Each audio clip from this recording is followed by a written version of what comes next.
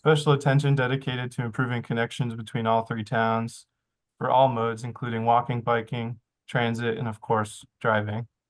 It's the ultimate goal of this study to create a shared vision among the three towns for the future of this corridor. And in order to do this, we've been using data that has been collected regarding traffic operations. We've met with each of the three towns to discuss challenges as they see it, and are starting to form our recommendations based on the context that we've received from each town.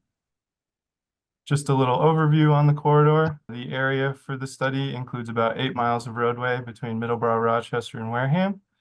That starts at Cushman Street in Middleborough, right by the existing roadway in, and goes down to Charlotte Furnace Road between Cumberland Farms and Wareham's Fire Station 2.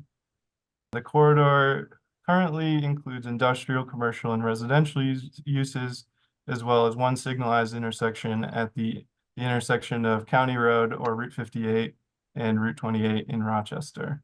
The corridor is currently served by GATRA's Link 4 bus and has limited options for the travel of pedestrians and cyclists. It mostly caters to automobile uses.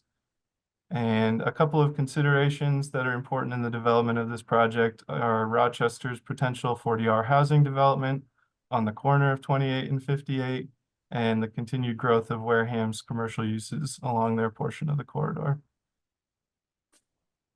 Just to get into some of the study components, like I said, we've been doing our existing conditions analysis here at SRPEDD since late 2023. This has started with looking at traffic operations, where we successfully deployed 18 counters. Those are basically tubes across the road that count how many vehicles are going over, how fast they're going, and what kind of vehicles they are. Especially with some concerns about freight, it's very important to, address how many trucks are on the corridor. Additionally, data has been collected at major intersections regarding measurements and pavement conditions, as well as zoning patterns among the three towns, transit usage, bicycle and pedestrian conditions, and then also working with the police departments in all three towns to collect crash records for the corridor and identify hotspots.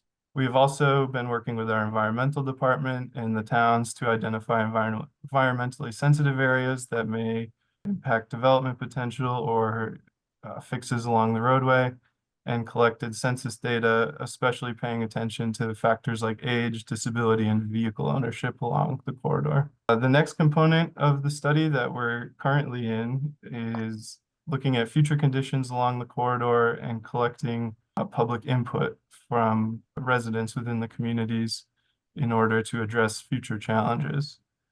And in the last phase, we will be collecting recommendations and getting feedback in order to submit to Mass DOT for any potential projects that go on along the corridor.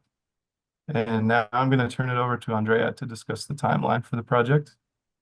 The first phase of the project, during that phase, we collected data on traffic operations and pieces that Sean had previously mentioned. And then we have been developing a report on existing conditions. We met with staff in the three towns, so it included town planners, public works staff, police and fire personnel, and the conservation agents to hear more about the existing issues, plans for future development, and what town officials are thinking about for improvements on the roadway. We also released the public survey, which has been out since late last fall, and we've advertised it at the local libraries, the town halls, COAs, the YMCA, in addition to social media across the towns, the Facebook groups, and our SRPEDD social media. So right now we're in phase 2. We're holding our first set of public workshops this week and next week, and we've started kind of going through and interpreting the quantitative field data, the public feedback data as well. And we're holding, and we'll soon be developing and sharing out recommendations with town officials and the public by June this summer. And then later this summer, phase 3, we'll release the draft report to town officials and the public for review and revision, and hold a final public workshop to report back on what we heard from the community and share findings and recommendations and gather any last feedback from everyone on this. And then lastly, The final report will be released and published on the SRPEDD website by late this summer, in about August or so. So a little bit about our ongoing public engagement opportunities for you to participate in and provide your feedback about issues on the roadway and ideas you'd like town officials and MassDOT officials to prioritize as the roadway might change or evolve in the future. We have a quick public survey. It's about 13 questions. It asks about, how often you use the roadway, what types of trips do you use it for, how many stops you make, the types of transportation related issues that you experience or have experienced on it, and what types of investments that you think could make it safer and more enjoyable to use. And if you would like to see additional businesses or housing on the roadway, and what types of businesses and housing. So really getting public feedback about what you want to see, really specific feedback. And then we also have our interactive crowdsource map, which we'll pull up in a little bit, where you can add a specific comment to a specific location on a map of the corridor. And we'll use this when we're putting together our analysis and recommendations as well. And both the survey and the crowdsource map will close on April 15th. And then next week, we have our in-person workshop at the Wareham Multi-Service Center, which is on a bus route, and that'll be at 5:30 to 7:30 p.m. And then we also have our contact information for the study staff here as well.